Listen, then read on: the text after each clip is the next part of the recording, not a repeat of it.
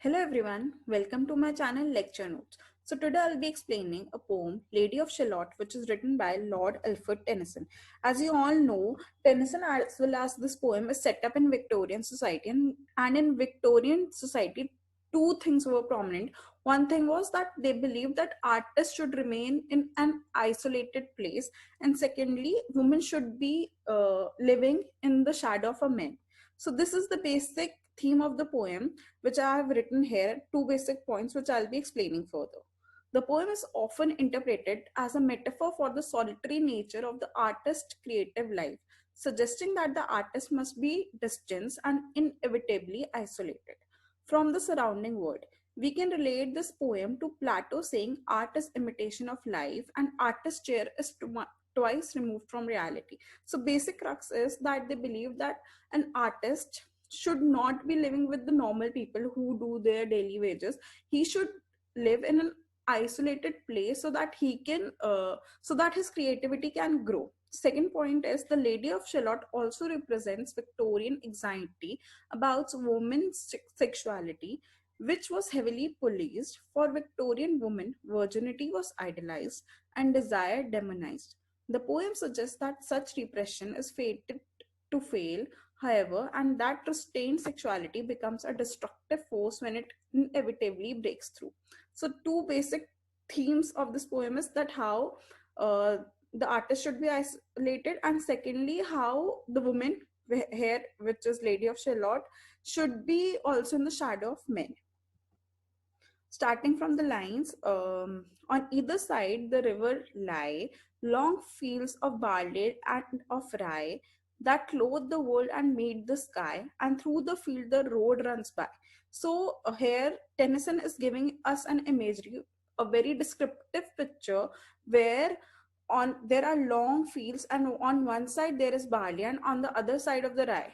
The world and the sky meet here refers to that how wherever one can see, one can only see the fields of barley and rye. There is no further going, one cannot see any further than the fields.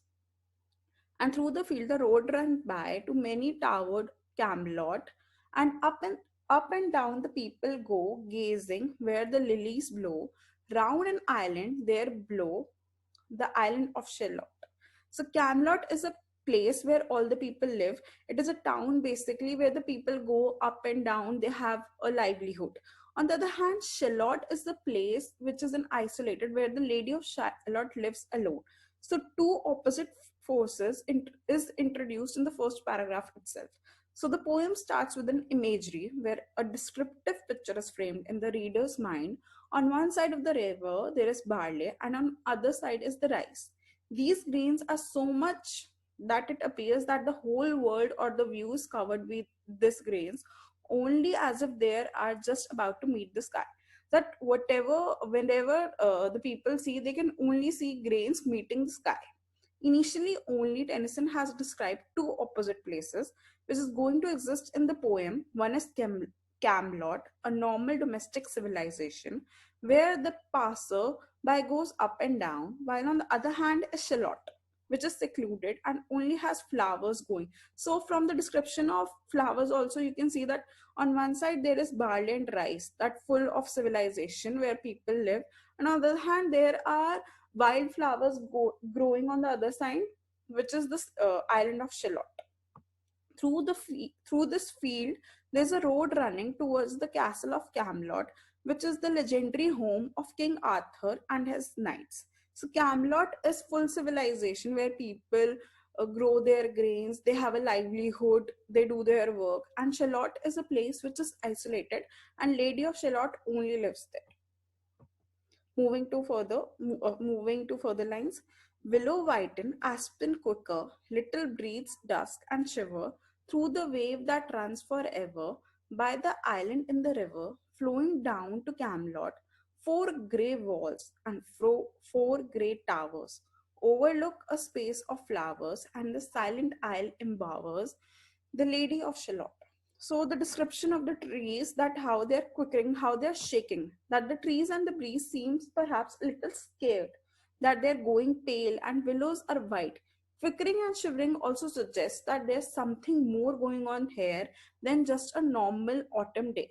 So the second paragraph gives us a glimpse of a gothic world where the natural world is scared of something, not only the people, but the natural world is also scared of something. As a result of the blowing of breeze, dancing ripples are formed on the surface of the river, which in turn cast dark shadows. An element of Gothic element has been introduced by Tennyson in the second paragraph. Rather than gentle whitening and quivering, here there are four grey walls and four grey towers. The anaphora here, the castle feel imposing. That she's how she's surrounded by every, like, we have four directions: north, east, west, south. So everything, she is surrounded by the four walls, four towers, that there is no escape from that tower. So the basic anaphora here is the castle feels so much imposing among all the natural beauty. The castle seemed to be guarded from every direction. Gives more of a feeling that there is no escape or way out. Isle empowers her. It means to enclose something or someone. We can feel how the lady is restricted, shut up, or even imprisoned on the island. So in the last four lines, you can easily imagine that how from every way she is guarded and there is no way out. By the margin, willow wheeled, slide the heavy barge trailed by slow horses and unwheeled, the shallow fillet skilled sailed. So this is the scene of the dock. Uh, but who had seen her wave her hand, or at the casement seen her stand, or in she knows known in all the land, the Lady of Shalott. So by the margin, that on the banks of the river, and the willow wheeled here refers to the willow tree has covered the view. Like the woman view is always restricted by men and society, similarly, Lady Shalott views also restricted by tree.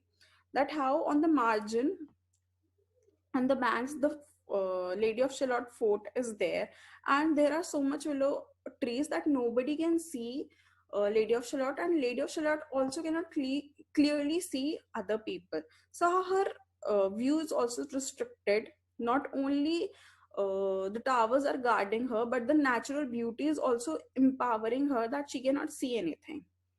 Then Tennyson describes the scene of dock, where the ships are laden with things and the horses are carrying the material to Camelot.